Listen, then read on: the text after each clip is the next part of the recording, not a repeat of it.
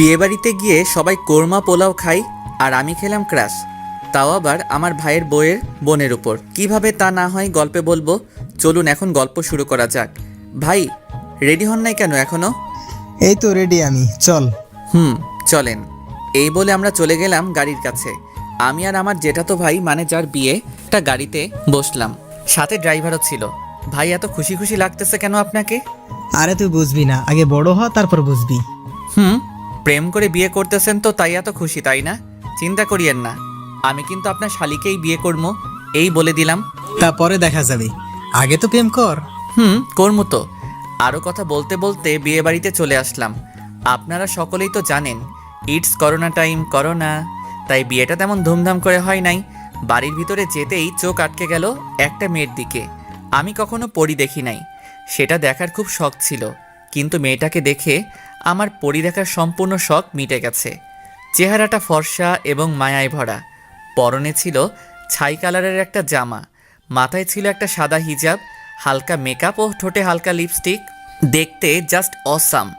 এক দেখাতেই ক্রাশ খেলাম। সে এসে সোজা ভাইয়ের গলায় মালা পরিয়ে দিয়ে চলে গেল। আমি তার দিকে এক দৃষ্টিতে তাকিয়ে রইলাম। হঠাৎ ভাইয়ের ডাকে ধ্যান ফিরে মেয়েটাকে খুঁজতে লাগলাম, কিন্তু কোথাও আর দেখতে পেলাম না। মন খারাপ করে বসে পড়লাম ভাইয়ার পাশে। তখনই একটা মেয়ে কণ্ঠে কেউ বলে উঠল, দুলা ভাই অনেক দূর থেকে এসেছেন, এই শরবতটুকু খেয়ে নেন। আমি উপরে তাকিয়ে দেখি সেই পরীটা, থুক্কু সেই মেয়েটা। আমি আবারও তার দিকে তাকিয়ে রইলাম। তখন বুঝলাম সে কিছুটা বিরক্ত অনুভব করতেছে, তাই আর তার দিকে তাকালাম না। মেয়েটি শরবত দিয়ে চলে গেল। তখন আমি বললাম, ভাইয়া, ও ভাইয়া, এই মেয়েটিকে একটু বলবেন? নাম জেনে তুই কি করবি? না তেমন কিছু না, প্লিজ ভাইয়া বলো না নামটা কি। মেয়েটির নাম মেঘলা আক্তার রিমু। তাই নাকি? হুম। ভালো, খুব ভালো। আপনি এইখানে বসেন, আমি ভিতর থেকে ঘুরে আসি। আচ্ছা যা। তখন আমি ভিতরে এসে রিমুকে খুঁজতে লাগলাম, কিন্তু কোথাও পেলাম না। তখন হঠাৎ চোখ গেল একটা রুমের দিকে। দেখি এখানে বউকে সাজিয়ে রাখা হয়েছে। ভাবির সাথে কিছু পিক নিয়ে ভাইকে দেখালাম। এরপর বিয়ের সকল কার্যক্রম শেষ হলো। এতক্ষণ ধরে আমার চোখ একজনকেই খুঁজতেছিল, আর সে কেউ না, সে হলো রিমু। শুনেছি বউয়ের সাথে নাকি বউয়ের 2 বোন যাবে, তাতে আমার মাথা ব্যথা নাই, কিন্তু আমাকে অবাক করে দিয়ে রিমু এসে বরের পাশে বসলো। সাথে আরেকটা মেয়েও আছে, তার মানে রিমু ভাইয়ার শালি। মনে মনে অনেক খুশি হলাম, কারণ আজকে আমার ক্রাশ আর আমি বিয়ের গাড়িতে করে বাড়িতে যাচ্ছি। বিষয়টা ভাবা যায়। তখন ভাইকে বললাম, ভাই, সকালের কথা মনে আছে তো? কি কথা? ওই যে বললাম আমার শ্বশুরবাড়ি আর আপনার শ্বশুরবাড়ি একটাই হবে। তাই নাকি? এরপর নতুন ভাবির সাথে কথা বলতে বলতে বাড়িতে চলে আসলাম। বাড়িতে এসে আমি রিমুর আশেপাশেই ঘুরতে লাগলাম, কোনো কিছু দরকার আছে কিনা, কিছু লাগবে কিনা। তখন রিমু আমাকে বলল, এই যে শুভ ভাইয়া, এদিকে একটু আসেন তো। জি বলুন, কি বলবেন? আপনার সমস্যাটা কি একটু শুনি। কই কোনো সমস্যা নাই তো, আমার আবার কি সমস্যা হবে? যদি কোনো সমস্যাই না থাকে তাহলে আপনি আমার আশেপাশে এত ঘোরাঘুরি করতেছেন কেন? আপনার কি খেয়ে দিয়ে আর কোনো কাজ নেই? আছে তো, আপনাকে দেখার কাজ। কি? এই রে, কি বলে ফেললাম? কই কিছু বলি নাই তো। আপনি না বললেন আমাকে দেখার কাজ নাকি আপনার? তো এই কাজটা আপনাকে দিল কে বলুন তো দেখি। আরে বেআইন, এসব বাদ দেন তো। আর আপনার কিছু লাগলে আমাকে বলিয়েন, এখন আমি যাই। রিমুকে কোনো কথা না বলতে দিয়ে আমি সেখান থেকে চলে আসলাম। যাক বাবা, বড় বাঁচা বাঁচলাম, তা না হলে আজ বাবার মায়ের খেতে হতো আমার। তখন কে জানি পিছন থেকে বলে উঠল, কিরে শুভ, তুই আবার কি গন্ডগোল করছিস, যার কারণে আমি তোকে মারবো? আমি পিছনে তাকিয়ে দেখি বাবা দাঁড়িয়ে আছে। কই আমি আবার কি করলাম? তাহলে যে তুই বললি, যাক বাবা, বড় বাঁচান বাঁচলাম, তা না হলে আজ বাবার মার খেতে হতো আমার। ওটা কিছু না, তুমি কি আমাকে খুঁজতেছিলে নাকি? রিমু নাকি আমাদের গেমটা দেখার খুব শখ হয়েছে, তুই গিয়ে একটু ঘুরে আয় তো রিমুর সাথে। আমি যাবো? সত্যি? কেন, তুই কি যাবি না রিমুর সাথে? কি বলো বাবা, আমি কি তোমাকে একবারও বলছি আমি যাবো না? আমি গিয়ে রেডি হইতাছি, তুমি গিয়ে রিমুকে গিয়ে বলো রেডি হইতে। তাড়াতাড়ি রেডি হয়ে আয়। জি বাবা। এরপর আমি গিয়ে রেডি হয়ে গেলাম। কিছুক্ষণ পর আমি নিচে এসে দেখি রিমু বসে আছে, পরনে একটা খয়েরি কালারের লম্বা জামা, সাদা হিজাব, মুখে হালকা মেকআপ ও ঠোঁটে হালকা গোলাপি লিপস্টিক লাগানো। যা দেখে আমি আবার ক্রাশ খেয়েছি রিমুর উপর। আমি হাঁ করে তাকিয়ে আছি রিমুর দিকে। এটা দেখে ভাইয়া বলল, কিরে, তুই আর রিমু দেখি একই কালারের জামা পরছস? আরে ভুল করে মিস্টেক করেছি, আমি কি জানতাম সে খয়েরি কালারের জামা পরেছে? যদি জানতাম তাহলে কি আর খয়েরি কালারের পাঞ্জাবিটা পরতাম? তখন ভাই আমার কানের কাছে এসে বলল, যাই বলিস, তোকে কিন্তু আজকে অনেক সুন্দর লাগতেছে। রাস্তায় সাবধানে চলিস, আর কয়টা প্রপোজ পাস সেটা এসে আমাকে কিন্তু বলবি। আরে ভাইয়া তুমিও না। হইছি, আর লজ্জা পেতে হবে না। আচ্ছা, এই বলে আমি আর রিমু বেরিয়ে ঘুরতে বের হলাম। সেখানে এমন কিছু হবে যেটা আমি ভাবতেও পারি নাই। রিমু এমন কিছু করলো যেটা দেখে আমি অবাকের চরম মাত্রায় পৌঁছে গেছি। আমি আর রিমু রাস্তা দিয়ে হাঁটতেছিলাম, তখন হঠাৎ রিমু বলে উঠল, এই শুভ, একটু গাছটার পেছনে চলো তো। কেন? আগে চলো তো সেখানে। এরপর আমি আর রিমু একটা গাছের পিছনে গেলাম। তখন রিমু কাকে জানি কল করছে। তার কথাটা ছিল এই রকম, ওই রাজ, তুমি এখন কই আছো? কি বলো তা শুনতে পাচ্ছি না। ও আচ্ছা, তো তুমি কি এখন একা আছো নাকি তোমার সাথে আরো কোনো মেয়ে আছে? কি বলো তা শুনতে পাচ্ছি না। ও আচ্ছা, ভালো। এই বলে আমি আর রিমু চলে গেলাম একটু সামনে। সেখানে একটা ছেলে ও একটা মেয়ে রাস্তার পাশে বসে আছে। রিমু সেখানে গিয়েই ওই ছেলেটার গালে 2টা থাপ্পড় দিয়ে বলতে লাগলো, এই তোমার পরীক্ষার পড়া? এই তুই একা একা বসে পড়তেছস? তুমি এখানে কি করো? তুই আর আমাকে তুমি করে বলবি না। আজকে থেকেই আমাদের ব্রেকআপ। তুই আমার সাথে আর কোনো যোগাযোগ করবি না। তুমি আমার কথাটা একটু শোনো। কি শুনবো তোর কথা? কি শুনবো? এই বলে আরেকটা থাপ্পড় মারলো। তখন রাজের পাশের মেয়েটা বলতে লাগলো, আরে রিমু আপু, তুমি আমার জামাইকে এভাবে মারছো কেন? কি? রাজ তোমার জামাই? গত মাসে আমাদের বিয়ে হয়েছে। ओ भाई, मारो मुझे, मारो मारो मुझे, मारो। ये क्या मजाक हो रहा है? কি হলো তোমার আপু? এই বাটপারটার বউ থাকার পরেও আমার সাথে প্রেম করছে। কি?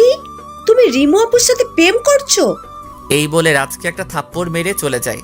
আমি তো ব্যাককলের মতন তাদের কাহিনী দেখতেছি আর হাসতেছি এবং রাজকে মন থেকে ধন্যবাদ দিতে থাকি, কারণ তার আজকের কাহিনীর জন্যই রিমু আবারও সিঙ্গেল হয়ে গেছে।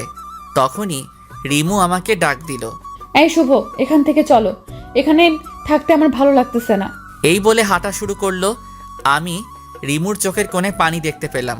কিছু দূর যাওয়ার পর রিমুকে বললাম, রিমু প্লিজ মন খারাপ করো না, দেখো যা হওয়ার তা হয়ে গেছে। এইটা বলার সাথে সাথে রিমু আমাকে জড়িয়ে ধরে কান্না করতে লাগলো। রিমু যখন আমাকে জড়িয়ে ধরলো তখন আমার কাছে মনে হতে লাগলো যেন আমার শরীর দিয়ে কারেন্ট প্রবাহিত হয়ে গেছে। আমি নির্বাক হয়ে গেছি। আমি রিমুকে সান্ত্বনা দিয়ে বললাম, দেখো রিমু, তুমি আর কান্না করো না, যা হওয়ার তা হয়ে গেছে। সে তোমাকে ভালোবাসতো না, তাই তোমার সাথে এই রকম ছলনা করতে পারছে। তুমি প্লিজ কেঁদো না, আর তুমি আবার প্রথম থেকে শুরু করো, দেখবে সব ঠিক হয়ে যাবে। কিন্তু আমি তো তাকে খুব ভালোবেসেছি, নিজের থেকেও বেশি বিশ্বাস করতাম তাকে, আর সে কিনা আমার সাথে। প্লিজ রিমু, কান্না থামাও। দেখো লোকে কি বলবে, তারা তো খারাপ বলবে, তাই বলছি এখন আপাতত ওই দিকটায় চলো, সেখানে গিয়ে না হয় কান্না করবে। এরপর আমি আর রিমু একটা খালি জায়গায় বসলাম। প্রায় 2 ঘন্টা কান্না করার পর তার কান্না থামলো। রিমু, তোমার হয়েছে, এবার তো বাড়িতে চলো, দেখো রাত 8টা বাজে। আচ্ছা চলো। এরপর আমি আর রিমু বাড়িতে চলে আসলাম। রিমুও কিছুটা স্বাভাবিক হয়েছে। এরপর রাতে খাবার খাওয়ার সময় হলো আরেক বিপত্তি। ভাইয়া আমাকে বলল, সুফ, তুই একটু রিমুকে ডেকে আনতো খাওয়ার জন্য। আচ্ছা ভাইয়া। এই বলে রিমুর ঘরের দিকে গেলাম রিমুকে ডাকার জন্য। যেই আমি রিমুর ঘরে ঢুকলাম তখন দেখলাম রিমু তার হাতে ব্লেড দিয়ে একটা আঁচড় দিছে এবং টপ টপ করে রক্ত পড়া শুরু হয়ে গেছে। আমি তাড়াহুড়ো করে আমার পকেট থেকে রুমাল বের করে রিমুর হাতে পেঁচিয়ে দিলাম যাতে একটু রক্ত পড়া কমে, কিন্তু রক্ত পড়া যেন বন্ধই হচ্ছে না। আমার সাদা রুমালটা রক্তে পুরোটা লাল হয়ে গেছে, আর এই দিকে রিমু কান্না করে যাচ্ছে। আমি রিমুকে ঠাস করে একটা থাপ্পড় মারলাম এবং বললাম, চুপ থাক, এখন এত কান্না কিসের? যে চলে গেছে সে তো গেছে, তার জন্য নিজের জীবন শেষ করা লাগবে নাকি? আমার কথা শুনে রিমু কিছুটা শান্ত হলো। এরপর আমি রিমুকে কোলে তুলে নিচে চলে গিয়ে ভাইয়াকে বললাম, ভাইয়া তাড়াতাড়ি গাড়ি বের করো, রিমুকে নিয়ে হাসপাতালে যেতে হবে। কেন, কি হয়েছে? আগে তুমি গাড়িটা বের করো। এরপর আমি আর ভাইয়া মিলে রিমুকে হাসপাতালে নিয়ে গেলাম। ওখানে যাওয়ার পর ডাক্তার রিমুর হাতে সেলাই করে। অনেকখানি কেটে গেছে হাতটা, তাই 5টা সেলাই দেয়, এরপর ব্যান্ডেজ করে দেয়। রাত 12টার দিকে আমরা বাড়ি চলে আসি। বাড়িতে আসার সাথে সাথে সবাই জিজ্ঞেস করতে থাকে কিভাবে কেটেছে। তখন আমি বললাম, আরে তেমন কিছু না, ব্লেড দিয়ে নখ কাটতে যাই, তখন হাতটা কেটে যায়। কি রে তুই না? ভাইয়া আর কিছু বলতে না দিয়ে ভাবিকে নিয়ে ঘরে চলে যায়। ভাইয়াকে আজ ঘটে যাওয়া সকল কিছু বলে দিয়েছি, তাই ভাইয়া ভাবিকে নিয়ে যায়। কিছুক্ষণ পর ভাবি রিমুকে ভাত দিয়ে যায় খেতে। তারও তো আজ বাসর রাত, সেখানেও তো কিছু নিয়ম আছে, সেগুলো পূরণ করতে ভাবি চলে যায় বাসর ঘরে। তখন রিমু বলল, শুভ, আমার হাত তো কাটা, প্লিজ তুমি আমাকে একটু খাইয়ে দাও না প্লিজ।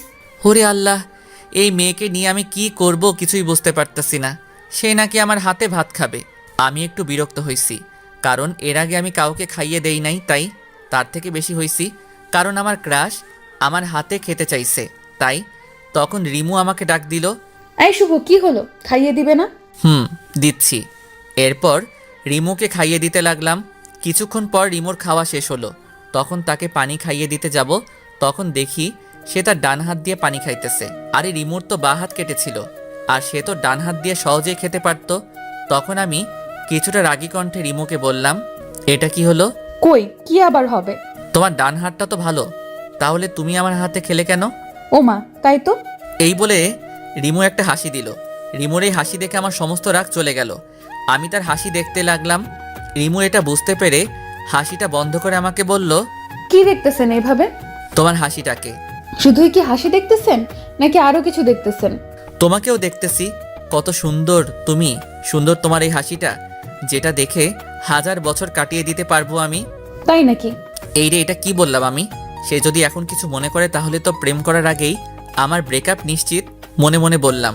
কি হলো, চুপ করে আছেন কেন? এটা বাদ দেন, আগে বলেন আপনি আমার হাতে খাবার খেলেন কেন? আপনার হাত তো ঠিকই আছে। আসলে আমার না নিজের হাতে খেতে একদমই ভালো লাগতেছিল না, তাই আমি আপনার হাতে খেলাম। প্লিজ রাগ করিয়েন না, কাল থেকে তো আর খাবো না। কেন খাবে না? বারে, কালকে তো আমরা চলে যাব, তাহলে খাবো কিভাবে? ও তাই তো। আর যদি আপনি চান তাহলে কিন্তু সকালে নাস্তা ও দুপুরের খাবার খেতে পারবো আপনার হাতে। সত্যি? 100% সত্যি। তো এত আপনি আপনি করতেছেন কেন? আমরা তো ফ্রেন্ড হতে পারি, তাই না? আপনি চাইলে আরো কিছু হতে পারি। কি হলো বলেন, আমরা কি ফ্রেন্ড হতে পারি না? অবশ্যই। তাহলে নো, আপনি অনলি তুই। আচ্ছা। এই বলে আমি প্লেট রাখতে উঠতে যাব, তখনই ভাবি এসে রিমুকে ঠাস ঠাস করে 2টা থাপ্পড় মেরে রিমুকে জড়িয়ে ধরে কান্না করতে লাগলো। এই, তোকে কে বলছিল হাত কাটতে? যদি শুভ না দেখতো তখন কি হতো তুই বল? তোর যদি কিছু হতো তাহলে তোর দুলাভাই কি করে আমাদের বাড়িতে মুখ দেখাতো? কি রে, চুপ করে আছিস কেন বল? আপু সরি রে, আসলে আমি তাকে খুব বেশি ভালোবেসেছিলাম, কিন্তু সে তো আমাকে খুব বড় একটা ধোঁকা দিল। আমি কখনো ভাবতেই পারি নাই সে আমাকে এইভাবে ধোঁকা দিবে। তাই বলে কি তোকে মরতে হবে? তখন আমার মাথা একটুও কাজ করতেছিল না, তাই এরকম একটা ভুল পদক্ষেপ নিয়েছি। ভাবি, যেটা হয়ে গেছে সেটাকে নিয়ে আর কথা বলে কি হবে? বাদ দেন তো। আর আপনি কি এখন ভাইয়ার কাছে যান? আর আজকে আপনাদের জীবনের সুখের দিন, এই দিনে কি কেউ কান্না করে? আর এমনিতে এখন রাত প্রায় 1:30 বাজতে চললো, কাল সকালে আবার উঠতে হবে তো। আচ্ছা যাচ্ছি। এরপর ভাবি চলে গেল, কিন্তু রিমু কান্না করেই যাচ্ছে, যেটা আমার মোটেও সহ্য হচ্ছে না। তাই আমি আবার রিমুর পাশে গিয়ে বসলাম এবং বলতে শুরু করলাম, এই তুমি এইভাবে কান্না করতেছো কেন? যা হওয়ার হয়ে গেছে, তুমি এখন ঘুমাও। আমার ঘুম আসছে না। আমি মাথায় হাত বুলিয়ে দেই। দাও। আমি রিমুর মাথায় হাত বুলিয়ে দিচ্ছি আর রিমুর মুখের দিকে তাকিয়ে আছি। তার চেহারাটা কত মায়াবী। এই মায়াবী কন্যাকে যদি আমার বউ হিসেবে পেতাম তাহলে খুব ভালোবাসতাম তাকে, কিন্তু সে কি কখন আমাকে ভালোবাসবে? এইসব ভাবতেছি, তখন দেখি যে রাত 2:13 বাজে। এইদিকে রিমুও ঘুমিয়ে গেছে, আমারও খুব ঘুম পাচ্ছে, তাই আমি আমার রুমে গিয়ে ঘুমিয়ে গেলাম। সকালে কারো ডাকে ঘুম ভাঙলো আমার, তাকিয়ে দেখি আব্বু ডাকছে। এই শুভ, তোর এত ঘুম কিসের? রাতে কি ঘুমাসনি? চুরি করতে গেছিলি নাকি? না তো, এই যে উঠতেছি। আমি ঘড়িতে তাকিয়ে দেখি যে এখন 9:30 বাজে, তাই তাড়াতাড়ি ফ্রেশ হয়ে রিমোকে দেখতে গেলাম। দেখি রিমো খাটের উপর বসে আছে আর কার সাথে যেন কথা বলতেছে। আমি তার চেহারাটা দেখতে পাচ্ছি না।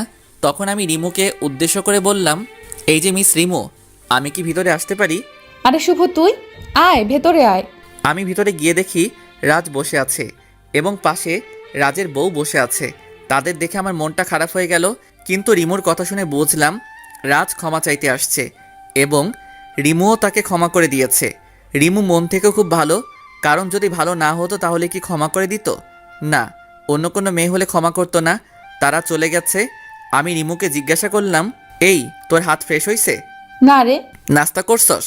না রে, একটু করে দে তো। এই যে খাবার, আপু সকাল 8টার সময় খাবার দিয়ে গেছে, তুই খাইয়ে দিবি বলে এখনো খেতে পারিনি। এখন তাড়াতাড়ি খাইয়ে দে তো, ওষুধ খাওয়া লাগবে তো। দিচ্ছি। এই বলে রিমুকে খাইয়ে দিতে লাগলাম। তাকে খাইয়ে দিতে আমার খুব ভালো লাগতেছিল। আমি ভাবতেছিলাম যদি সারা জীবন এইভাবে তাকে খাইয়ে দিতে বললে আমি তাকে খাইয়ে দিতে পারবো। আউচ, ব্যথা পাইছি তো। রিমু শয়তানি হাসি হাসতেছে, যেটা দেখে আমি আবারও রিমুর প্রেমে পড়ে গেলাম। আচ্ছা সরি, আর দেবো না। ওকে। খাবার শেষে ওষুধ খেলো এবং তাকে ঘুমাতে বলে আমি নিচে এসে নাস্তা করতেছি। এমন সময় ভাইয়া এসে বলল, কিরে, আমার শালিকাকে তোর বুঝি খুব পছন্দ হয়েছে? আমি কিছুটা লজ্জা মিশ্রিত কণ্ঠে বললাম, আরে ভাইয়া তুমিও না।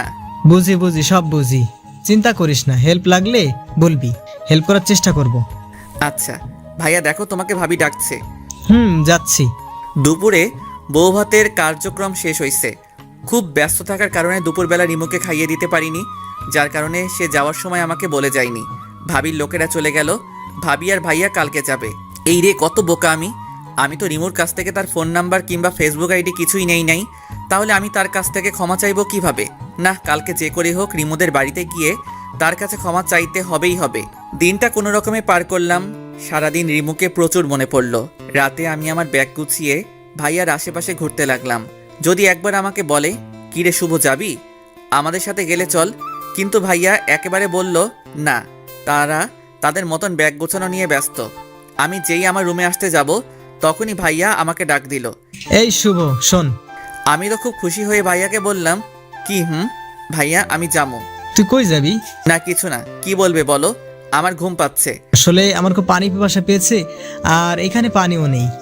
এখন যদি তুই আমাকে একটু পানি পান করাইতি, তোর অনেক সব হতো আর কি। তুই আসলে একটা বজ্জাত।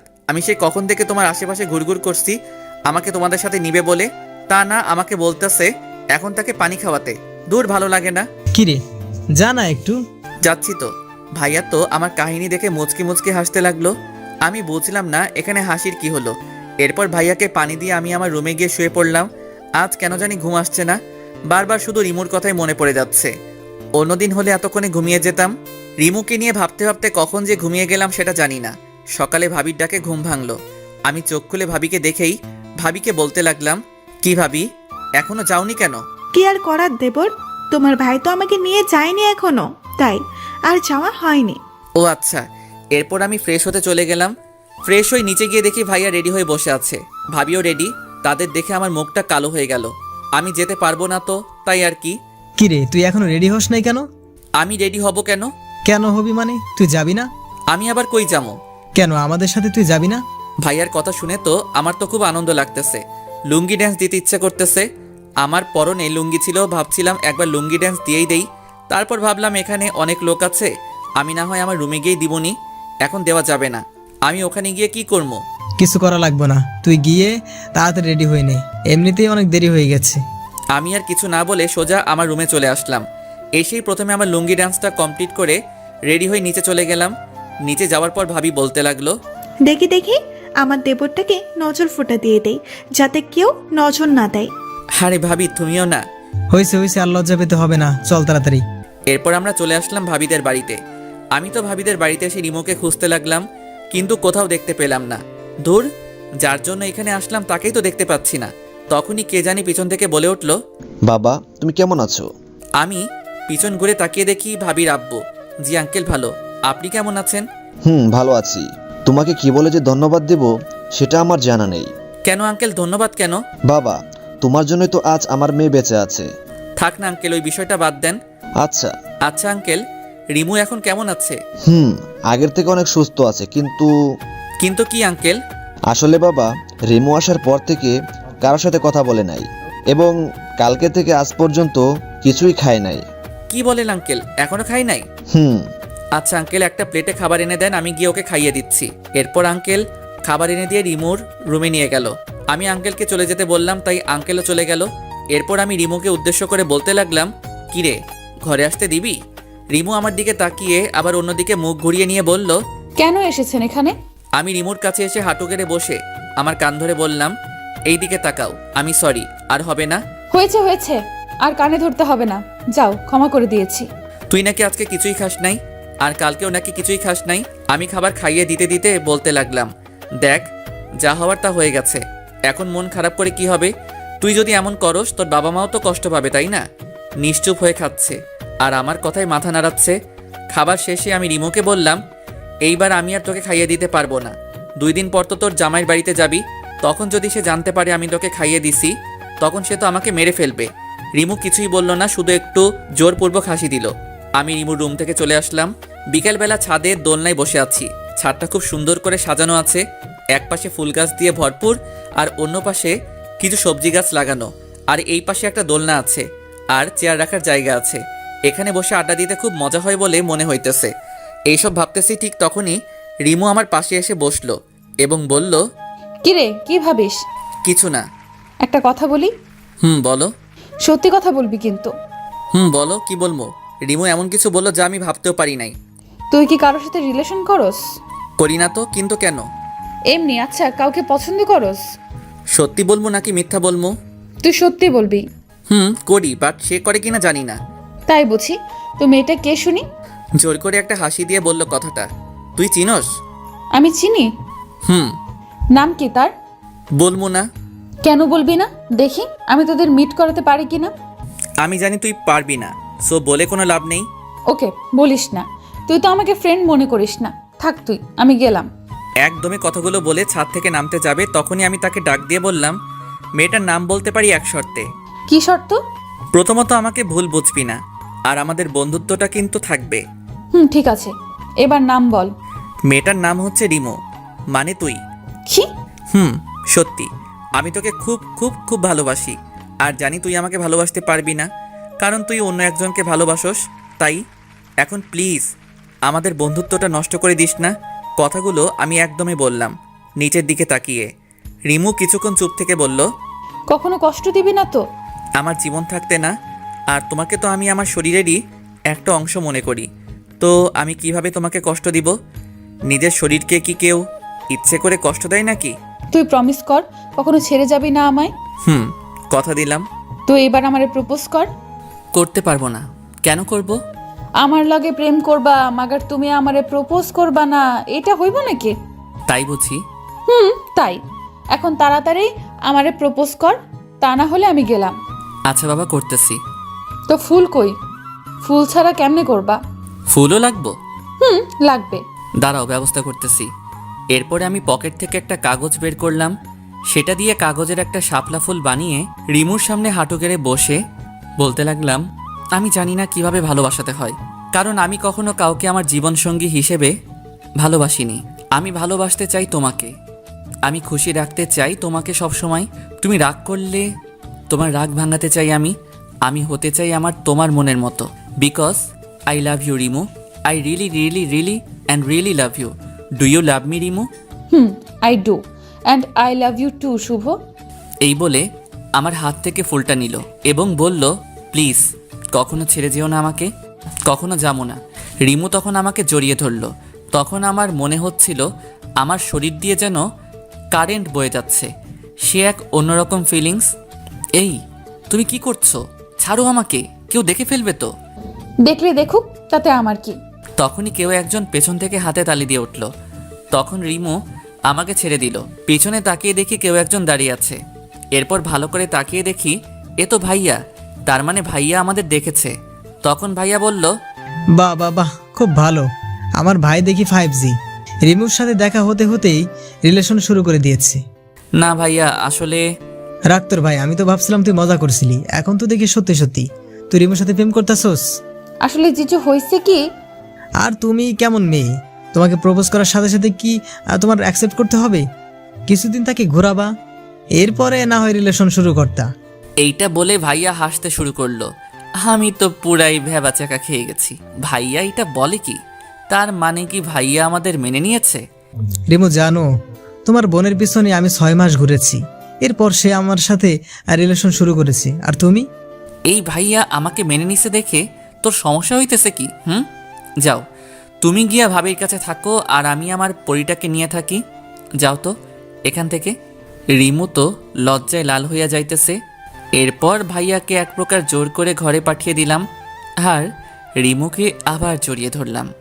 এইভাবে দিনগুলি যেতে লাগলো। দেখতে দেখতে 6 মাস কেটে গেল আমাদের রিলেশনের। এর মাঝে ঝগড়া, ঘুরতে যাওয়া, একে অপরকে খাইয়ে দেওয়া তো ছিলই। আজ শুক্রবার বন্ধুরা সবাই মিলে ঠিক করলাম আজকে ঘুরতে যাবো। সবাই সবার গার্লফ্রেন্ডকে নিয়ে যাবে, তাই আমিও রিমুকে কল দিলাম আমাদের সাথে যাওয়ার জন্যে।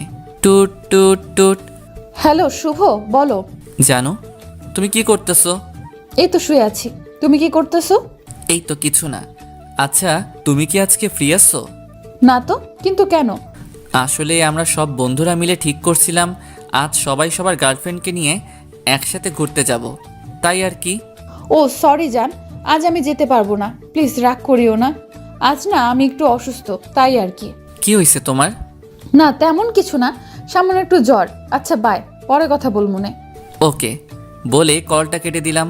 কি আর করার, আমি মনটা খারাপ করে ঘরে শুয়ে রইলাম 2 ঘন্টা। তখন সিফাত কল করে যা বলল তা শুনে তো আমার মাথায় আকাশ ভেঙে পড়ল। রিমু সে আমার সাথে এমনটা কেন করলো? আমি তো তাকে সত্যিই ভালোবেসেছিলাম, তো সে আমার সাথে এমন কেন করলো? 2 ঘন্টা পর সিফাত কল করে বলল, দোষ, তোর গার্লফ্রেন্ড রিমু কই রে? কেন রে? তোকে বলতে বলছি, তুই তাড়াতাড়ি বল। সে তো অসুস্থ, বাসায় নাকি শুয়ে আছে। তাই নাকি? কেন রে? রিমু কি তোরে সত্যি ভালোবাসে? বাসে তো।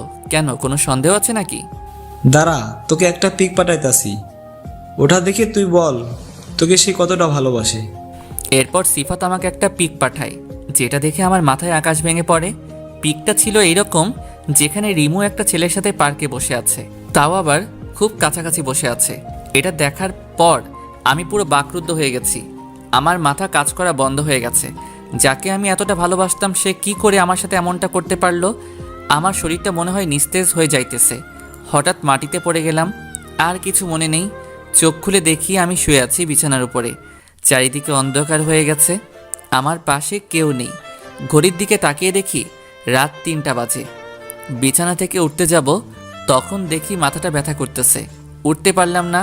পাশে মোবাইলটা রাখা, মোবাইলটা হাতে নিয়ে দেখি রিমু আমাকে 50টা কল দিয়েছে।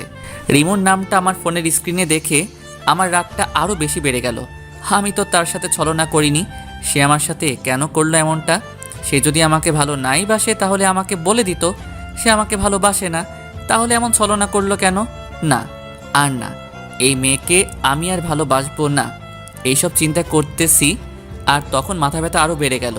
আমি আবারও জ্ঞান হারিয়ে ফেললাম। আমি চোখ খুলে দেখি আমার পাশে মা বসে আছে। চারিদিকে তাকিয়ে দেখি ভাইয়া, ভাবি এবং তাদের পাশে রিমো দাঁড়িয়ে আছে। আর তার চোখগুলো ফোলা দেখা যাচ্ছে, হয়তো রাতে কেঁদেছে। সে কান্না করবে কেন এটা আমি বুঝলাম না। তখন আম্মু বলে উঠল, কিরে বাবা, এখন তুই কেমন আছিস? এই তো ভালো। তোর কি হয়েছিল? জ্ঞান হারিয়ে মাটিতে পড়েছিলি কেন? জানি না আম্মু, হঠাৎ মাথা ব্যথা শুরু হলো। এরপর আর কিছু মনে নেই। তো আমি খাটের উপরে আসলাম কিভাবে? তোকে রাতে খাবার খাওয়ার জন্য আমি ঘরে ডাকতে চাই, তখন থেকে তুই মেঝেতে পড়ে আছিস। তখন তোর বাবা আর তোর ভাই তোকে খাটে শুইয়ে দেয়। ও আচ্ছা, আম্মু তোমরা রুম থেকে একটু বাইরে যাও তো, আমি রিমুর সাথে কিছু কথা বলবো। আমার কথা শুনে সবাই রুম থেকে চলে গেল, শুধু রিমু দাঁড়িয়ে আছে। তখন আমাকে বলল, কেমন আছো? আমি কেমন আছি তা জেনে তোর কি? তুই গিয়ে তোর নতুন প্রেমিকের সাথে থাক। এসব তুমি কি বলছো? কেন তুই বুঝিস না? আমি তো তোকে ভালোবেসেছিলাম, কেন তুই এমনটা আমার সাথে করলি? আরে কি করছি সেটা তো আগে বলবা। কেন, কালকে কার সাথে পার্কে গিয়েছিলি? কে হয় সে তোমার? তুমি কি করে জানলে? এই দেখ, এটা দেখে। ও, এইটা দেখে? এতে হাসির কি হলো?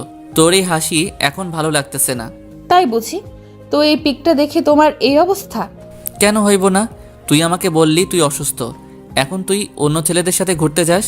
আমার জানটা দেখে আমার উপর রাগ করেছে। ওই, তুই কজনকে জান বানাস? কাল সারাদিন যার সাথে ঘুরলি তাকে বলস, আর আজকে আমায় তুই জান বলতে চাস? তোর কাহিনীটা কি? আরে মেরি জান, ওইটা তো আমার ফুফাতো ভাই ছিল, তার সাথে আমি ডাক্তারের কাছে গিয়েছিলাম। তখন সে আমার মন ভালো করতে আমাকে নিয়ে পার্কে গিয়েছিল। তো এটা আগে বলনি কেন? আমি কি জানতাম এত কিছু হয়ে যাবে যে? আচ্ছা কান ধরছি, আর হবে না। প্লিজ কখনো ছেড়ে যেও না, আমি তোমাকে ছাড়া বাঁচতে পারবো না। হ্যাঁ, তা তো দেখলামই আজকে। I love you Rimo, I really really really love you. I love you too. বলে রিমু আমাকে জড়িয়ে ধরলো। হঠাৎ ঠাস করে আওয়াজ হলো। দেখি রিমুর গালটা লাল হয়ে আছে। কে মেরেছে দেখার জন্য তাকাতেই যাকে দেখলাম তাকে দেখার জন্য আমি মোটেও প্রস্তুত ছিলাম না। তাকে দেখার পর মনে হলো আমি যেন ভূত দেখছি। এ তো ভাবি।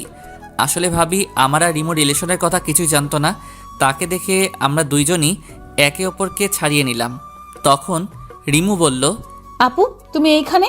কি করতেছ তুই এখানে শুভর সাথে? আসলে আপু আমি না শুভকে খুব ভালোবাসি। আমি তাকে ছাড়া বাঁচবো না। প্লিজ আপু এমন কিছু করো না যাতে আমার শুভ আলাদা হয়ে যায়। প্লিজ আপু। শুভ, রিমু যা বলছে তা কি সত্যি? হ্যাঁ ভাবি, রিমু যা বলছে সব সত্যি। আমিও রিমুকে খুব ভালোবাসি। আমিও তাকে ছাড়া বাঁচবো না। প্লিজ ভাবি এমন কিছু করো না যাতে আমরা আলাদা হয়ে যাই প্লিজ। কতদিন থেকে তোমরা রিলেশন করতেছ? ভাবি প্রায় 6 মাস। তুই আজ মাথা ঘুরে পড়ে গেছিলি কেন? রিমু কি তোকে কিছু বলেছিল নাকি? না মানে আসলে ভাবি, আসলে আমি সন্দেহ করেছিলাম রিমুকে নিয়ে। আমি মনে করেছিলাম রিমু আমার সাথে ছলনা করতেছে। তাই এই বিষয় নিয়ে অতিরিক্ত টেনশন হচ্ছিল আমার, যার ফলে মাথায় খুব চাপ পড়ে এবং মাথা ঘুরে পড়ে যায়। তো এখন কিসের সন্দেহ আছে? না ভাবি কোনো সন্দেহ নেই। আপু রিমুকে চুপ করিয়ে দিয়ে ভাবি আবার বলল, রিমু তুই চুপ থাক, আমি আগে শুভর সাথে কথা বলি, এরপর তোর সাথে কথা বলতেছি। আচ্ছা আপু। শুভ, তোমাদের রিলেশনের কথা ঘরে কে কে জানে? ভাবি শুধু ভাইয়া জানে, আর কেউ না। কি তোমার ভাই তোমাদের ব্যাপারটা জানে অথচ আমাকে কিছুই বলে নাই? আজ তার একদিন কি আমার একদিন। আরে ভাবি রাগ করো কেন? আমি ভাইয়াকে বলেছিলাম তোমাকে যাতে না বলে, বললে যদি কোনো সমস্যা হতো তাই। তার মানে তুমি বুঝাইতে চাইতেছো আমার কারণে তোমার ক্ষতি হয়? ভালো তো, ভালো, খুব ভালো। আরে আমার জানোটা দেখি রাগ করছে। রাখো তোমার জানো, আমি কারো জানো নয়। আমি তো তোমার খালি ক্ষতি করি। আর একটা কথা কি জানো তুমি? তোমার আর রিমোর ব্যাপারে আমার বাবা মার কাছে বলছিলাম। তারা বলছিল তোমরা দুইজনে যদি রাজি থাকো তাহলে তারা তোমাদের বিয়ে দেবে, তাদের কোনো আপত্তি নেই। সত্যি? খুশি হয়ে লাভ নেই। আমি এখনই আমার বাবা মাকে বলবো তোরা একে অপরকে বিয়ে করতে চাস না। আর ভাবি আর কিছু বলল না। এই দেখো ভাবি আর কিছু বলো না। এই দেখো কানে ধরেছি। আর কখনো কোনো কিছু তোমার থেকে গোপন করব না। প্লিজ এইবারের মতন ক্ষমা করে দাও জানু, প্লিজ। জি না, তা হবে না। আমি তো তোমার খালি ক্ষতিই করি, তাহলে কেন তুমি এখন কান ধরতেছ? ক্ষমা করবে না তো? ওকে করা লাগবো না, যাও। আমি তো খারাপ ছেলে, আমাকে ক্ষমা করবে কেন? আর আমি তো খুব বড় অপরাধ করেছি যার ক্ষমা হয় না, তাই তো রাগ দেখিয়ে বললাম। কারণ সোজা কথা এখন কাজ হবে না, তাই আমিও একটু উল্টা পাল্ট লইলাম ভাবির সাথে। আমার দেবরটা দেখি আবার রাগও করতে জানে। থাকো তুমি তোমার রাগ নিয়ে, আমি চাই। এই বলে ভাবি রিমুকে নিয়ে চলে গেল। এটা কি হলো? সব সময় তো দেখি আমি রাগ করলে আমার আবদারগুলো পূরণ করে, আর আজকে চলে গেল। ভাবি যাওয়ার পর আমার কেমন জানি কষ্ট হতে লাগলো। আর খালি মনে হচ্ছে এই বুঝি আমি আমার রিমুকে হারিয়ে ফেলেছি। এইদিকে কাল দুপুর থেকে কিছুই খাইনি, খুব ক্ষুধাও পেয়েছে।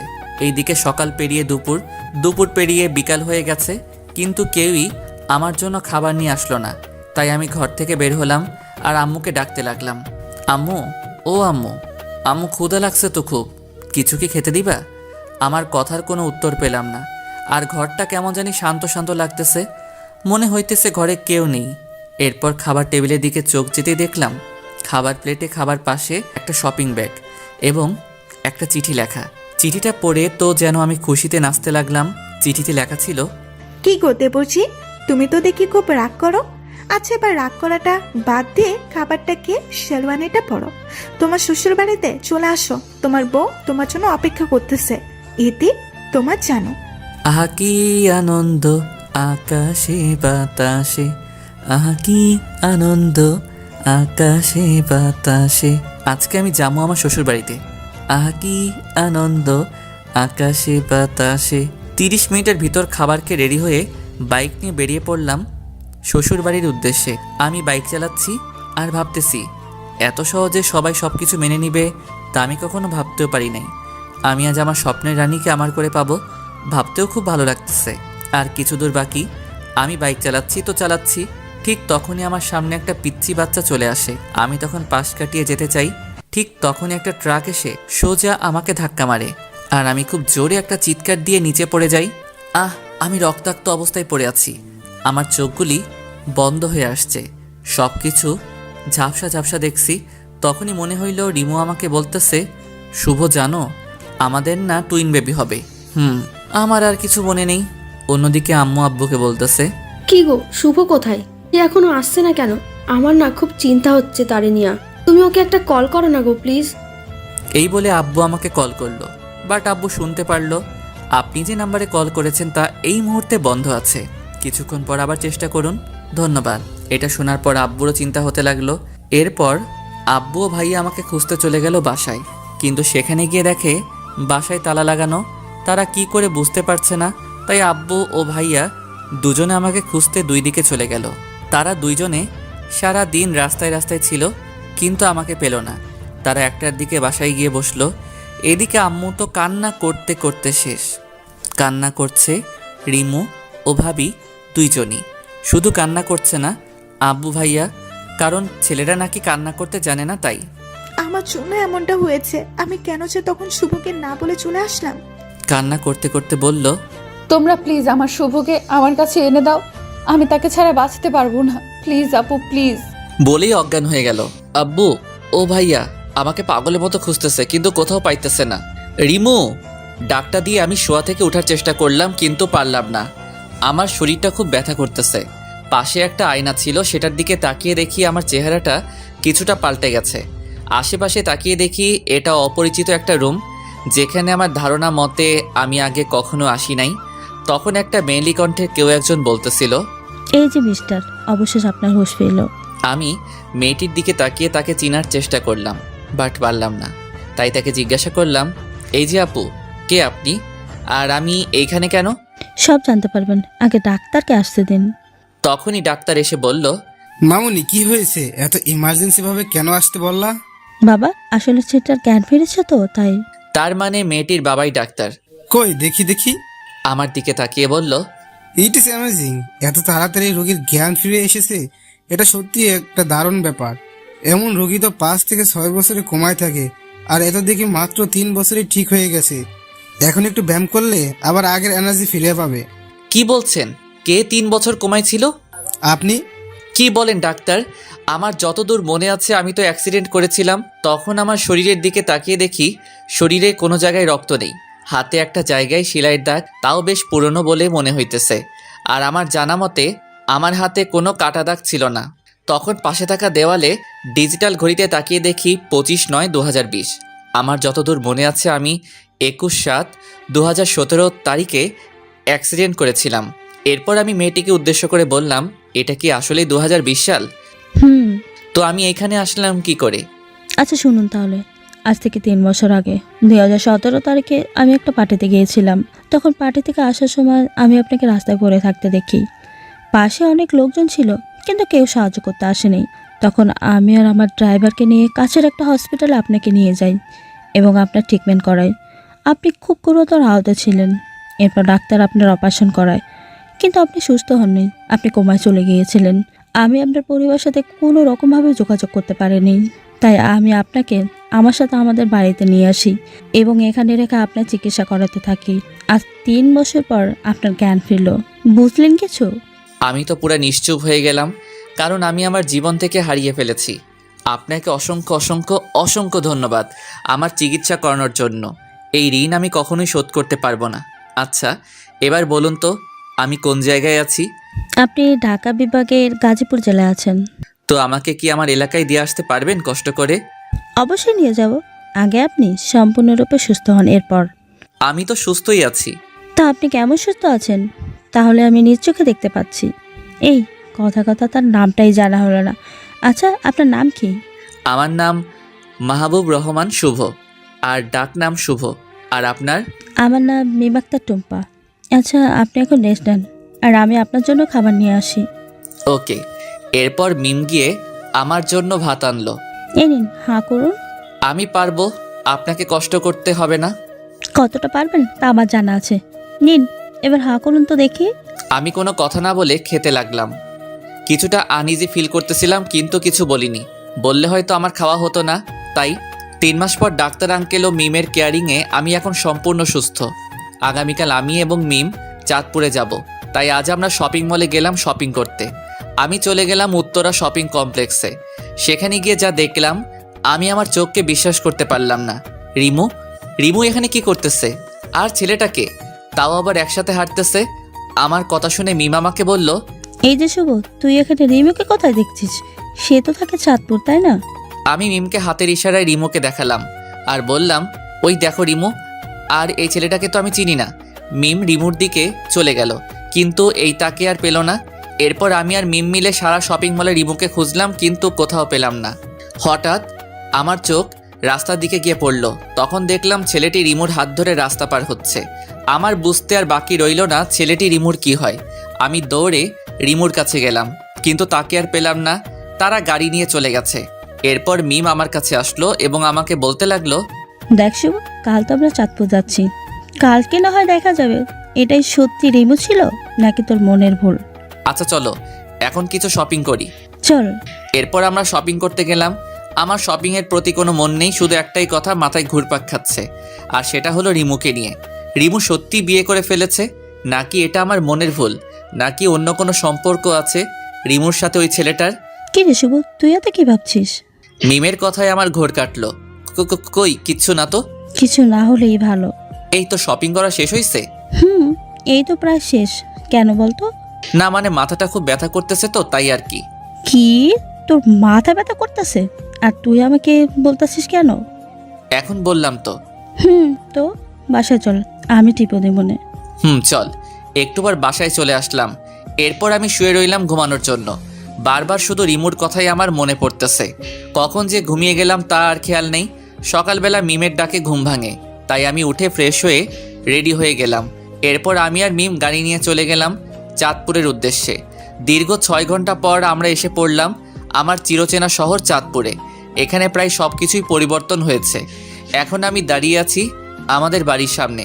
তখনই রিমু ঘর থেকে বের হলো। আমাকে দেখে চিৎকার দিয়ে বলতে লাগলো, শুভ, তুমি এসেছো? এসেই আমাকে জড়িয়ে ধরলো আর বলতে লাগলো, শুভ, তুমি কেমন আছো? এতদিন কই ছিলা তুমি? আমাকে কি একবারও মনে পড়ে নাই? তখনই আমার কালকের কথা মনে পড়ে গেল, যখন দেখলাম রিমু অন্যের হাত ধরে হাঁটতেছিল। কথাটা মনে হতেই রিমুকে এক ঝটকায় আমার থেকে দূরে সরিয়ে দিলাম আর বলতে লাগলাম, কি করছেন কি আপনি? আপনি আমাকে জড়িয়ে ধরেছেন কেন? আপনি এখন অন্য কারো বউ। কি বলছো কি তুমি? আমি অন্য কারো বউ মানে? এখন দেখে আপনি কিছুই বুঝতেছেন না। কালকে তো দেখলাম আপনি আপনার স্বামীকে নিয়ে রাস্তায় হাত ধরে হাঁটতেছিলেন। কোনখানে আমাদের দেখেছিলে? উত্তরা শপিং কমপ্লেক্সে।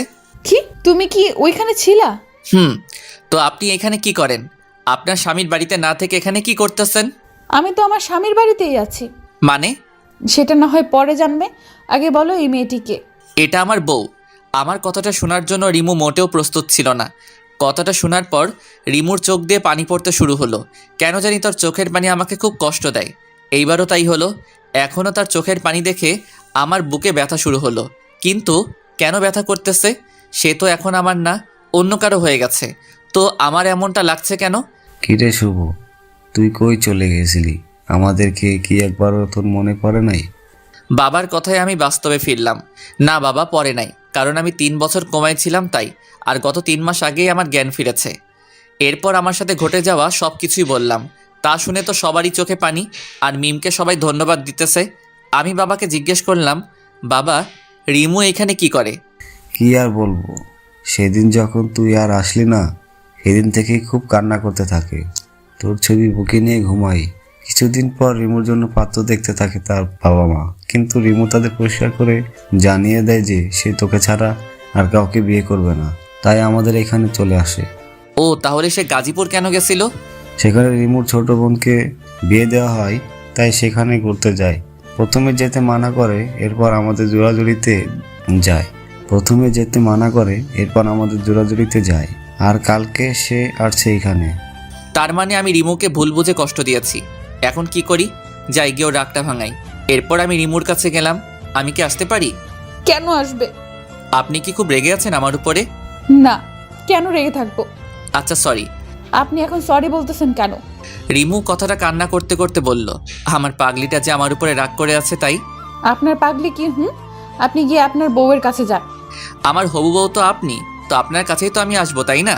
না, আসবেন না। আপনি ওই মেয়েটার কাছে যান। কোন মেয়েটা? তখন যাকে আপনার বউ বলেছিলেন তার কাছে। আমাদের কিন্তু এখনো বিয়ে হয়নি।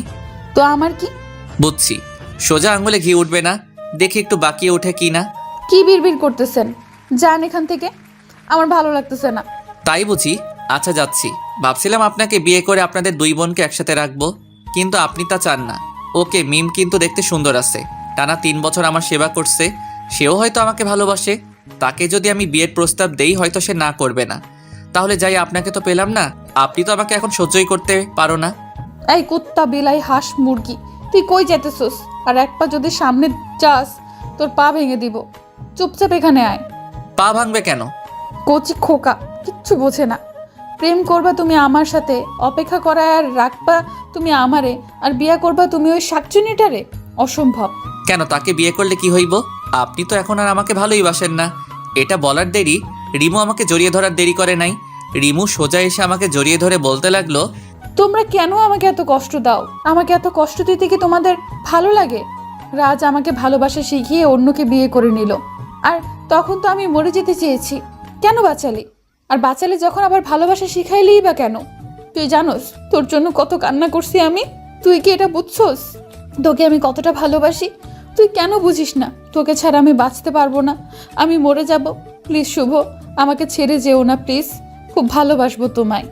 আমি তাকে শক্ত করে জড়িয়ে ধরে বললাম, আমার পাগড়িটাকে ছাড়া তার এই পাগলটাও তো প্রাণহীন দেহের মতন। I love you Shubho, I really really love you. Please কখনো ছেড়ে যেও না। মরার আগ পর্যন্ত যাব না। তখনই আমাদের শত্রু মানে আমাদের রোমান্সে বাধা দিতে প্রতিবারের মতন এইবারও চলে আসলো আমার জানু ওরফে ভাইয়ের বউ মানে আমার ভাবি। এই যে দেবুজি, এখন সব রোমান্স বাদ দেন, যা করার বিয়ের পরে করিয়েন। আমি আর রিমু তো লজ্জায় লাল, নীল, হলুদ, সবুজ, বেগুনি হয়ে গেলাম। আর লজ্জা পেতে হবে না, নিচে চলুন, সবাই আপনাকে ডাকছে। এরপর আমি, রিমু আর ভাবি নিচে সবার কাছে গেলাম। তখন বাবা বলতে লাগলো, শুভ, তোর আর রিমুর বিয়েটা পরের সপ্তাহে আমরা ঠিক করেছি, তুই কি বলিস? তোমরা যা ভালো বোঝো তাই হবে। আচ্ছা ঠিক আছে। আজ বিয়ের দিন। রিমুর শাড়ি পরে একটা পিক দেখলাম, সেখানে তাকে দেখতে অস্থির দেখা যাচ্ছিল। এরপর আমরা রিমুর বাড়িতে গেলাম। বিয়ের সকল কার্যক্রম শেষ হলো, খুব ভালোভাবে শেষ হলো। রাত 11:50। বন্ধু বান্ধবীরা বলছে ঘরে যেতে, কিন্তু অজানা এক ভয় লাগছে, যার কারণে ঘরের ভিতরে ঢুকতে ভয় করতেছে। কি জানি কি হয় সেই কথা ভাবতেই অবশেষে সকল ভয়কে জয় করে আমি রুমের ভিতরে প্রবেশ করলাম। সেখানে দেখি রিমু ইয়া বড় একটা লম্বা ঘোমটা দিয়ে বসে আছে। আমি রিমুকে উদ্দেশ্যে একটা সালাম দিলাম, আসসালামু আলাইকুম। রিমু মাথা তুলে দেখে আমি এসেছি। তখন রিমু উঠে এসে আমার পায়ে ধরে সালাম করলো। আমি মজা করে বললাম, দীর্ঘজীবী হও মা, স্বামী সংসার নিয়ে সুখে থাকো, আর কখনো স্বামীকে কষ্ট দিবা না এবং স্বামীর সকল কথা মেনে চলবা। কি, আমি তোর মা লাগি তাই না? দেখাচ্ছি তোরে মজা। এই বলে আমাকে খাটে ফেলে দিল। এই কি করছো কি? চলো আগে গিয়ে 2 রাকাত নফল নামাজ পড়ে নেই। চলো। এরপর আমরা নামাজ পড়ে আসলাম। রিমু আমার বুকের উপর মাথা রেখে বলতেছে, প্লিজ শুভ, কখনো ছেড়ে যেও না আমায়। যাব না। এই বলে আমরা হারিয়ে গেলাম ভালোবাসার অতল গভীরে। সকালে রিমুর ডাকে ঘুম ভাঙলো। এরপর উঠে গেলাম আর রিমুকে পেছন থেকে জড়িয়ে ধরলাম। আরে কি করছো? কিছু না তো। আচ্ছা, এখন গিয়ে গোসল করে এসো। আরো 5 বছর পর। আব্বু আব্বু, ঘুম থেকে উঠো, আম্মু না আমাকে মারছে। রাইসার ডাকে আমার ঘুমটা ভেঙে যায়। আপনারা ঠিকই ধরেছেন, রাইসা আর কেউ না, সে হলো আমার কিউট পিচ্চি মেয়ে। আরেকজনও আছে, আর সে হলো রিহিকা। হ্যাঁ, আমাদের টুইন বেবি হয়েছে। তোমার আম্মু কেন তোমাকে মারছে?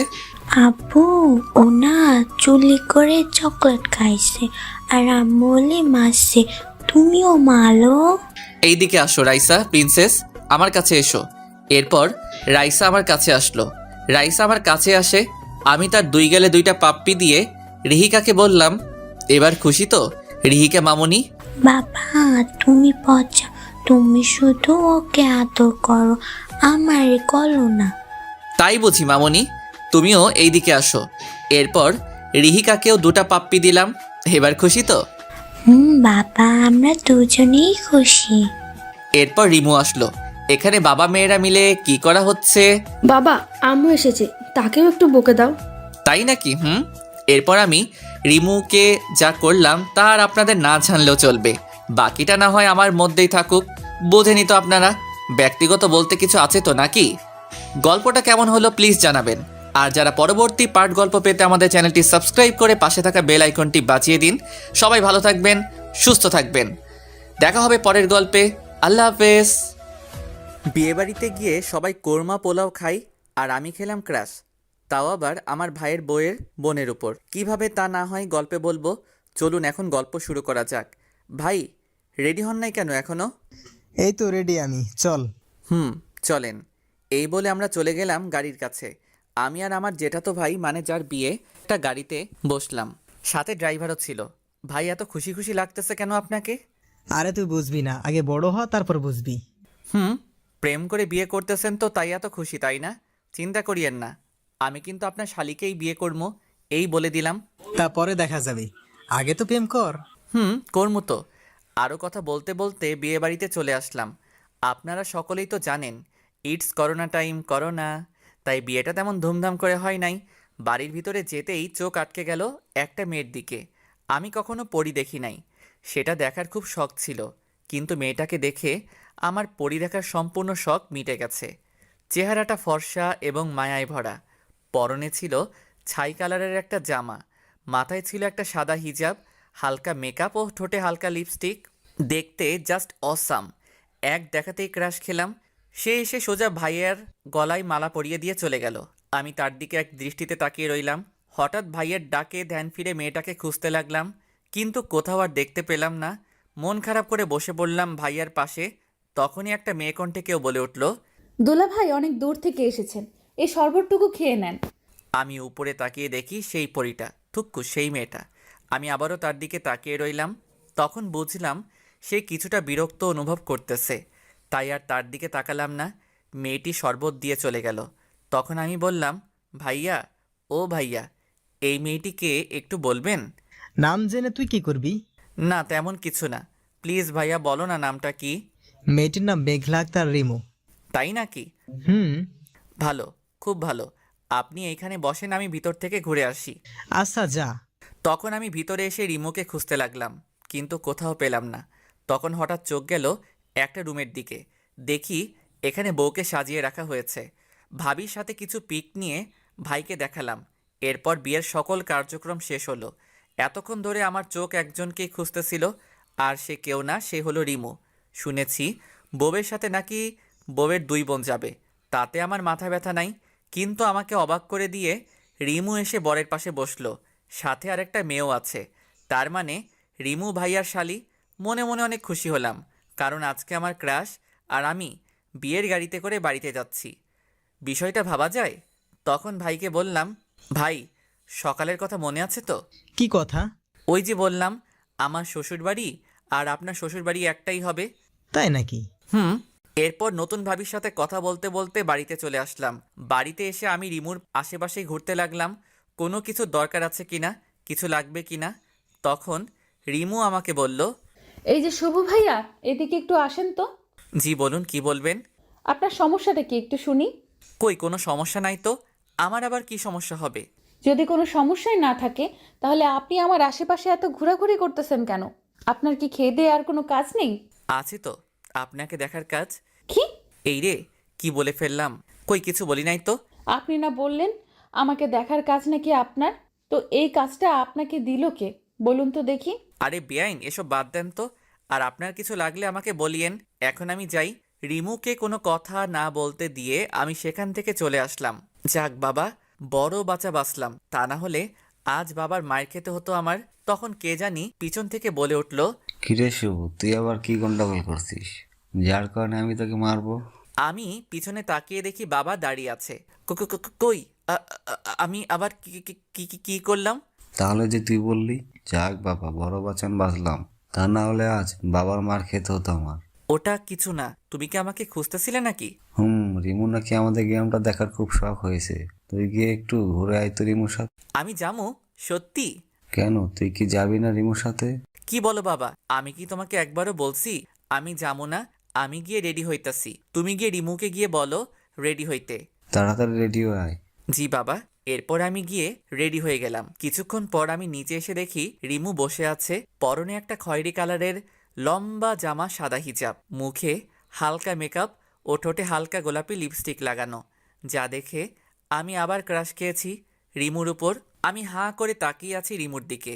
এটা দেখে ভাইয়া বলল, খিরে, তুই আর রিমু দেখি একই কালারের জামা পরছস। আরে ভুল করে মিস্টেক করেছি। আমি কি জানতাম সে খয়েরি কালারের জামা পরেছে? যদি জানতাম তাহলে কি আর খয়েরি কালারের পাঞ্জাবিটা পরতাম? তখন ভাই আমার কানের কাছে এসে বলল, যাই বলিস, তোকে কিন্তু আজকে অনেক সুন্দর লাগতেছে। রাস্তায় সাবধানে চলিস, আর কয়টা প্রপোজ পাস সেটা এসে আমাকে কিন্তু বলবি। আরে ভাইয়া তুমিও না। হইছে, আর লজ্জা পেতে হবে না। আচ্ছা, এই বলে আমি আর রিমু বেরিয়ে ঘুরতে বের হলাম। সেখানে এমন কিছু হবে যেটা আমি ভাবতেও পারি নাই। রিমু এমন কিছু করলো যেটা দেখে আমি অবাকের চরম মাত্রায় পৌঁছে গেছি। আমি আর রিমু রাস্তা দিয়ে হাঁটতেছিলাম, তখন হঠাৎ রিমু বলে উঠল, এই শুভ, একটু গাছটার পেছনে চলো তো। কেন? আগে চলো তো সেখানে। এরপর আমি আর রিমু একটা গাছের পিছনে গেলাম। তখন রিমু কাকে জানি কল করছে। তার কথাটা ছিল এই রকম, ওই রাজ, তুমি এখন কই আছো? কি বলো তা শুনতে পাচ্ছি না। ও আচ্ছা, তো তুমি কি এখন একা আছো নাকি তোমার সাথে আরো কোনো মেয়ে আছে? কি বলো তা শুনতে পাচ্ছি না। ও আচ্ছা, ভালো। এই বলে আমি আর রিমু চলে গেলাম একটু সামনে। সেখানে একটা ছেলে ও একটা মেয়ে রাস্তার পাশে বসে আছে। রিমু সেখানে গিয়েই ওই ছেলেটার গালে 2টা থাপ্পড় দিয়ে বলতে লাগলো, এই তোমার পরীক্ষার পড়া? এই তুই একা একা বসে পড়তেছস? তুমি এখানে কি করো? তুই আর আমাকে তুমি করে বলবি না। আজকে থেকেই আমাদের ব্রেকআপ। তুই আমার সাথে আর কোনো যোগাযোগ করবি না। তুমি আমার কথাটা একটু শোনো। কি শুনবো তোর কথা? কি শুনবো? এই বলে আরেকটা থাপ্পড় মারলো। তখন রাজের পাশের মেয়েটা বলতে লাগলো, আরে রিমু আপু, তুমি আমার জামাইকে এভাবে মারছো কেন? কি? রাজ তোমার জামাই? গত মাসে আমাদের বিয়ে হয়েছে।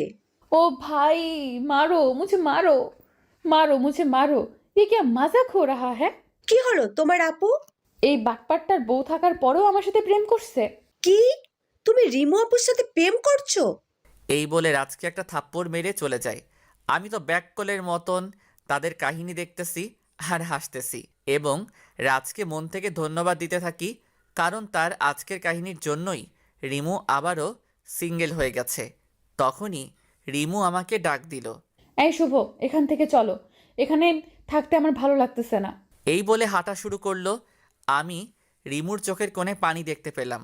কিছু দূর যাওয়ার পর রিমুকে বললাম, রিমু প্লিজ মন খারাপ করো না, দেখো যা হওয়ার তা হয়ে গেছে। এইটা বলার সাথে সাথে রিমু আমাকে জড়িয়ে ধরে কান্না করতে লাগলো। রিমু যখন আমাকে জড়িয়ে ধরলো তখন আমার কাছে মনে হতে লাগলো যেন আমার শরীর দিয়ে কারেন্ট প্রবাহিত হয়ে গেছে। আমি নির্বাক হয়ে গেছি। আমি রিমুকে সান্ত্বনা দিয়ে বললাম, দেখো রিমু, তুমি আর কান্না করো না, যা হওয়ার তা হয়ে গেছে। সে তোমাকে ভালোবাসতো না, তাই তোমার সাথে এই রকম ছলনা করতে পারছে। তুমি প্লিজ কেঁদো না, আর তুমি আবার প্রথম থেকে শুরু করো, দেখবে সব ঠিক হয়ে যাবে। কিন্তু আমি তো তাকে খুব ভালোবেসেছি, নিজের থেকেও বেশি বিশ্বাস করতাম তাকে, আর সে কিনা আমার সাথে। প্লিজ রিমু, কান্না থামাও। দেখো লোকে কি বলবে, তারা তো খারাপ বলবে। তাই বলছি এখন আপাতত ওই দিকটায় চলো, সেখানে গিয়ে না হয় কান্না করবে। এরপর আমি আর রিমু একটা খালি জায়গায় বসলাম। প্রায় 2 ঘন্টা কান্না করার পর তার কান্না থামলো। রিমু, তোমার হয়েছে, এবার তো বাড়িতে চলো, দেখো রাত 8টা বাজে। আচ্ছা চলো। এরপর আমি আর রিমু বাড়িতে চলে আসলাম। রিমুও কিছুটা স্বাভাবিক হয়েছে। এরপর রাতে খাবার খাওয়ার সময় হলো আরেক বিপত্তি। ভাইয়া আমাকে বলল, সুফ, তুই একটু রিমুকে ডেকে আনতো খাওয়ার জন্য। আচ্ছা ভাইয়া। এই বলে রিমুর ঘরের দিকে গেলাম রিমুকে ডাকার জন্য। যেই আমি রিমুর ঘরে ঢুকলাম তখন দেখলাম রিমু তার হাতে ব্লেড দিয়ে একটা আঁচড় দিছে এবং টপ টপ করে রক্ত পড়া শুরু হয়ে গেছে। আমি তাড়াহুড়ো করে আমার পকেট থেকে রুমাল বের করে রিমুর হাতে পেঁচিয়ে দিলাম যাতে একটু রক্ত পড়া কমে, কিন্তু রক্ত পড়া যেন বন্ধই হচ্ছে না। আমার সাদা রুমালটা রক্তে পুরোটা লাল হয়ে গেছে, আর এই দিকে রিমু কান্না করে যাচ্ছে। আমি রিমুকে ঠাস করে একটা থাপ্পড় মারলাম এবং বললাম, চুপ থাক, এখন এত কান্না কিসের? যে চলে গেছে সে তো গেছে, তার জন্য নিজের জীবন শেষ করা লাগবে নাকি? আমার কথা শুনে রিমু কিছুটা শান্ত হলো। এরপর আমি রিমুকে কোলে তুলে নিচে চলে গিয়ে ভাইয়াকে বললাম, ভাইয়া তাড়াতাড়ি গাড়ি বের করো, রিমুকে নিয়ে হাসপাতালে যেতে হবে। কেন, কি হয়েছে? আগে তুমি গাড়িটা বের করো। এরপর আমি আর ভাইয়া মিলে রিমুকে হাসপাতালে নিয়ে গেলাম। ওখানে যাওয়ার পর ডাক্তার রিমুর হাতে সেলাই করে। অনেকখানি কেটে গেছে হাতটা, তাই 5টা সেলাই দেয়, এরপর ব্যান্ডেজ করে দেয়। রাত 12টার দিকে আমরা বাড়ি চলে আসি। বাড়িতে আসার সাথে সাথে সবাই জিজ্ঞেস করতে থাকে কিভাবে কেটেছে। তখন আমি বললাম, আরে তেমন কিছু না, ব্লেড দিয়ে নখ কাটতে যাই, তখন হাতটা কেটে যায়। কিরে তুই না